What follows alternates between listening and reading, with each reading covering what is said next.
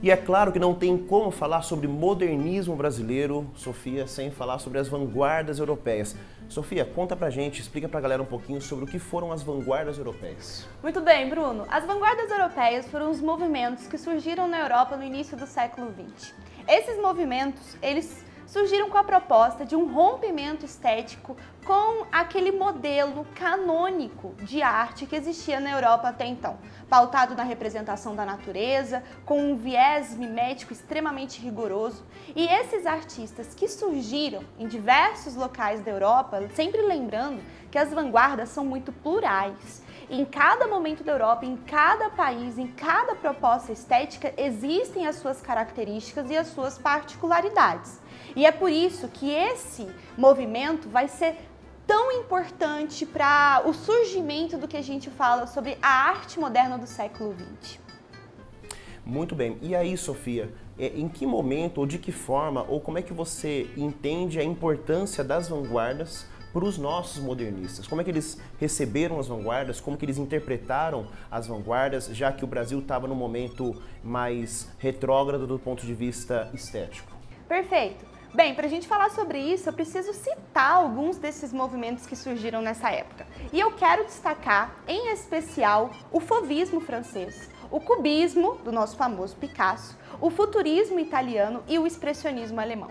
Esses movimentos serão chave para que os artistas brasileiros que foram estudar na Europa tiveram contato com essa euforia, essa boemia desses artistas em diversos países, dependendo do artista que a gente for citar, influenciou essa nova proposta estética. Então, artistas como Oswald de Andrade, Anita Malfatti, Tarsila do Amaral, que tiveram contato com esses artistas e essas obras, irão vir para o Brasil na intenção de deglutir, de assimilar essas novas propostas estéticas e levar isso para essa nova linguagem, para se traduzir esse sentimento dessa identidade brasileira. Então, trazer temas, formas de representar pessoas, o cotidiano brasileiro de uma maneira diferente, já que essa proposta linguística vai vir para quebrar tudo que a elite brasileira artística entendia até então por arte. E aí uma pergunta meio bombástica, porque assim, aquele papo, né, que os alunos sempre perguntam pra gente sobre o Marinetti, que é o pai do futurismo, que foi talvez a vanguarda mais próxima aqui dos nossos modernistas. Essa história, Marinetti, fascista, é isso mesmo? Ele era fascista, não era fascista? Essa pergunta é muito boa, porque o movimento futurista italiano, ele foi, digamos, teve um vínculo bastante próximo com o governo do Mussolini, no que diz respeito a algo que os futuristas inauguraram de forma inédita, que foi estreitar os laços entre arte e propaganda. Então, os fascistas meio que pegaram emprestado a linguagem artística futurista para levar isso de uma forma mais acessível para a população. Bem, o Marinetti, então, ele tinha uma proposta bastante transgressora e revolucionária da forma como se tratar a literatura, a tipografia das letras, os textos e a arte de uma fragmentação dessa realidade que se via até então. Mas e a literatura? Qual que é a influência do futurismo na literatura brasileira? Então, toda essa polêmica em torno do Marinetti, o Marinetti ele vai ser uma figura fundamental para o nosso modernismo. Então, vamos lá. O Marinetti, de fato, vai ter, Sofia, uma relação muito forte com o fascismo, a gente deixando só claro, ela é posterior, né, ao movimento de vanguarda, ou seja, em 1919, os fascistas italianos quebram uma sede no jornal de esquerda chamado Avante. O Marinetti, ele próprio, entrega a placa do jornal quebrada nas mãos do Mussolini. Então, o que eu acredito que seja um grande ponto de toque é o seguinte: basicamente, a Itália, ela carregava sobre os ombros todo o passado da arte europeia. Então, eles foram os humanistas, eles foram os rococós, eles foram os barrocos, eles foram os neoclássicos, eles foram tudo, né? Então, a Itália é o Ocidente. A Itália é Roma, inclusive.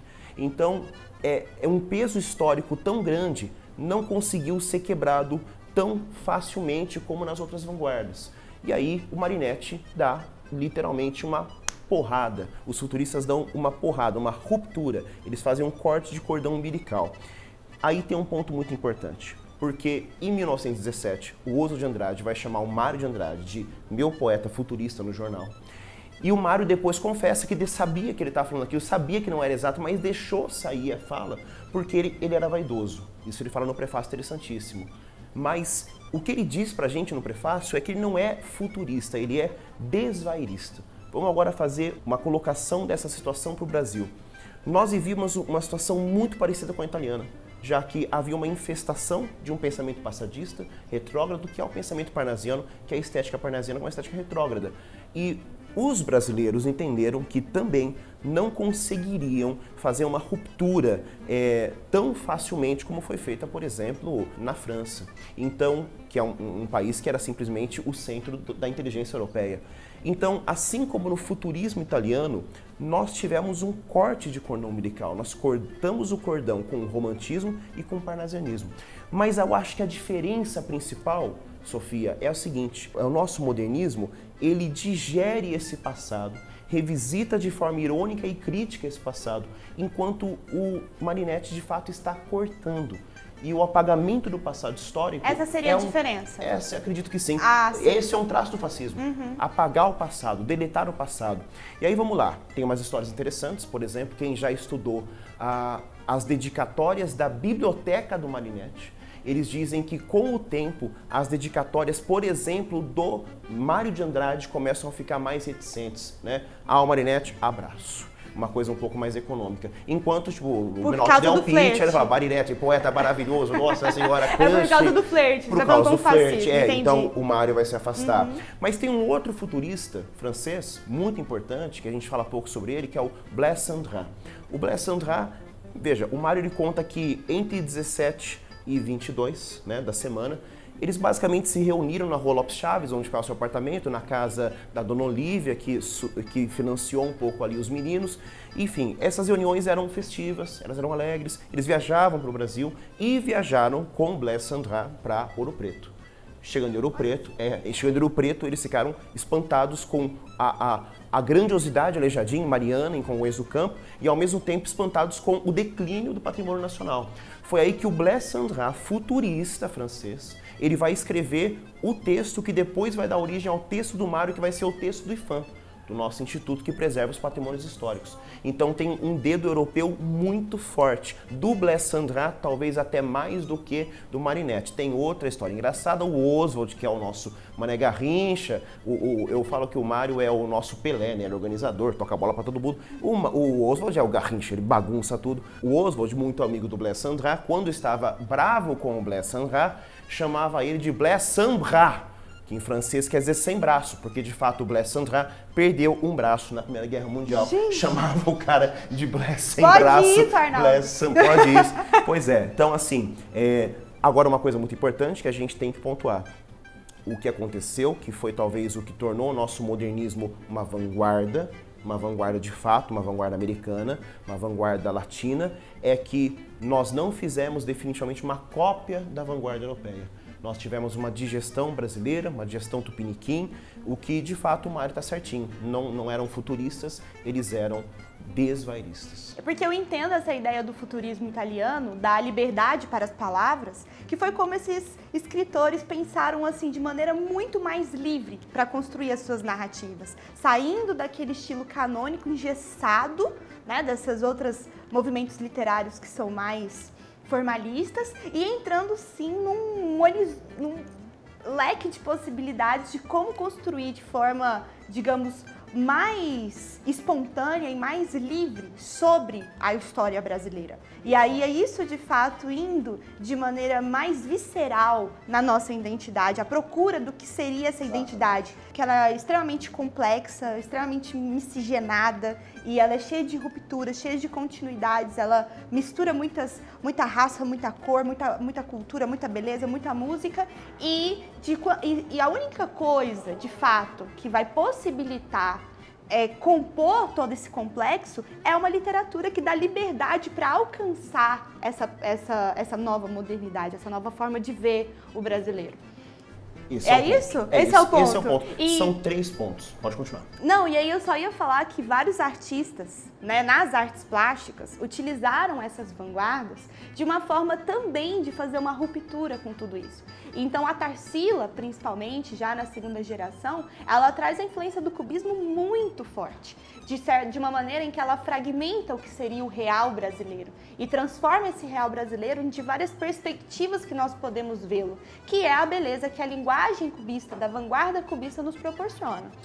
Sofia, em 1942, o Mário de Andrade faz uma palestra que se torna depois um artigo em que ele faz um balanço da semana. Hoje nós estamos há 100 anos da semana, portanto há 20 anos da semana o Mário de Andrade faz um texto maravilhoso em que ele faz um balanço. Ele disse que eram 3 objetivos ali principais, ou seja, renovar a inteligência nacional, sim, encontrar a livre expressão artística, né, e dar um caráter de unicidade no pensamento a respeito da nação.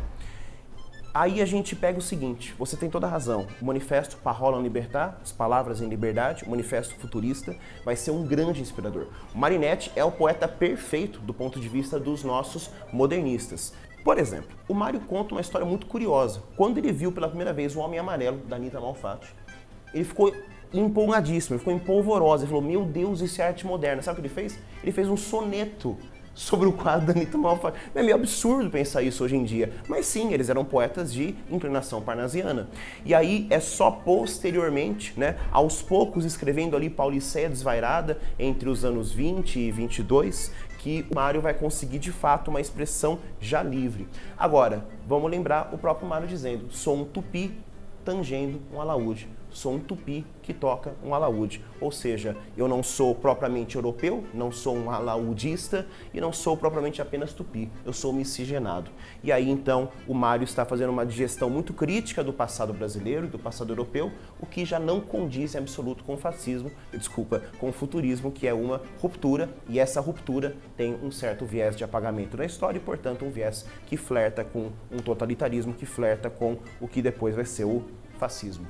Perfeito, vamos então só organizar esses tópicos. Nós temos o surgimento das vanguardas europeias, 5 principais movimentos que surgiram na primeira década de 20 na Europa.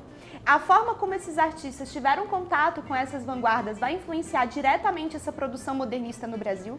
O futurismo, que vai ser uma vanguarda bastante curiosa, porque além dela ser o impacto dela gigantesco, ela vai permitir esse senso crítico e esse viés crítico ao nosso passado, e como que os artistas brasileiros vão tentar, de certa forma, se inspirar nessa linguagem que é europeia. É uma contradição. A gente tem que colocar essa contradição bastante posta, porque a ideia era romper com esse padrão europeu, mas utilizando linguagem europeia de novo. Sim, é contraditório, senhores, a vida não é fácil, vida que segue, mas a grande questão é que agora existe uma consciência crítica de assimilar essa linguagem, trazendo ela para, de fato, enaltecer o que seria essa nova identidade nacional. Num projeto que é coletivo e não apenas individual.